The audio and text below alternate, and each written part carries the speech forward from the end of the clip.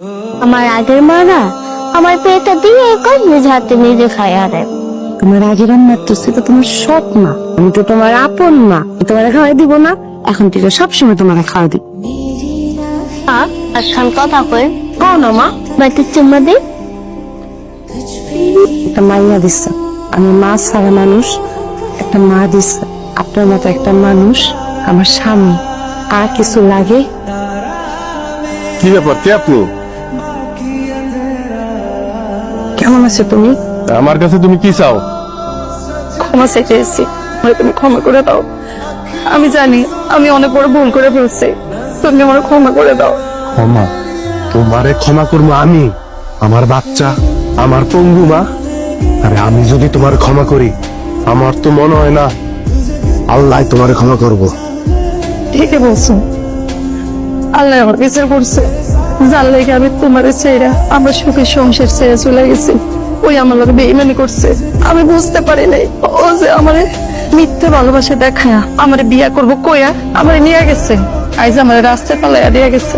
বিশ্বাস করো আমি বুঝতে পারিনি, তুমি বিশ্বাস করো আমি আর জীবনে ওর কথা বলবো না।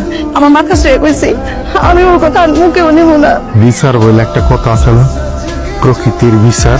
আমি কোনোদিন দেখি নাই যে কোনো মাইয়া মানুষ তার স্বামীর ওই সন্তানের ঠকাইয়া অন্য পুরুষের হাত ধরে ঘর ছেড়ে চলে গেছে, কিন্তু সুখে ছিল। থাকে না, তুমিও যে থাকবে না সেটা আমি জানতাম, কিন্তু এত দ্রুত যে আল্লাহ তোমার শাস্তি দিব সেইটা অবশ্য আমি চিন্তা করি নাই। যাইও না, যাইও না, তোমার লোক আমার একটা কথা আছে, যাইও না, আমার কথাটা শোনো। তোমার মতো নষ্টা খারাপ মেয়ে মানুষের সাথে আমার কোনো কথা নাই। যাইও না, তুমি আমার একটা কথা শোনো, আমি শুধু একটু কথা রাখো, শুধু আমার সন্তানের পাশে আমার একটু থাকার জায়গাটা করে দাও। খবরদার কোনদিন আমার সন্তানের নাম যেন তোমার মুখে না শুনি। জন্ম দিলি মাওন যায় না, মা আর দিকে কিছু গুণ টাকা লাগে। সন্তানের কথা খুব মনে পড়তেছে, যখন এই সন্তান ফালায় তুই আরেক লোকের হাত ধরে আমার ঘর ছেড়ে গেছিলা, তখন মনে পড়ে নাই? ভুলো কোনোদিন আমার সন্তান, আমার পরিবার অথবা আমার আশপাশে আসার চেষ্টা করবা না। অতি মিনিমাম লজ্জা থাকে, যদিও সেটা তোমার নাই।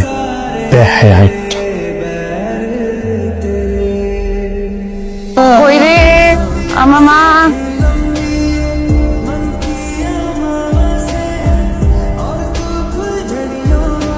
কেমন আছিস মা? হ্যাঁ আমি ভালো আছি। তোর দেখার লেগে বুকের ভিতরে খা খা করতেছে। তা তুমি আব্বা স্যার আমার সাথে কেটে গেছো? হ্যাঁ সবাই বলে তোর মা খারাপ, তোর মা খারাপ। আমার ভুল হয়ে গেছে, এই যে দেখ আমি আবার ফিরে এসেছি, আমি আর যাবো না। ছোট্ট বুড়ি মা, খালি তোমার কি এই পরিবে খাওয়াইলেই হবে, ভাত খেতে হবে না? আমি খাবো না তোমার হাতে, আমার নিজে হাতে খাবো। কেন আমি খাওয়াই দিলে সমস্যা কি? না আমি খাবো না তোমার হাতে।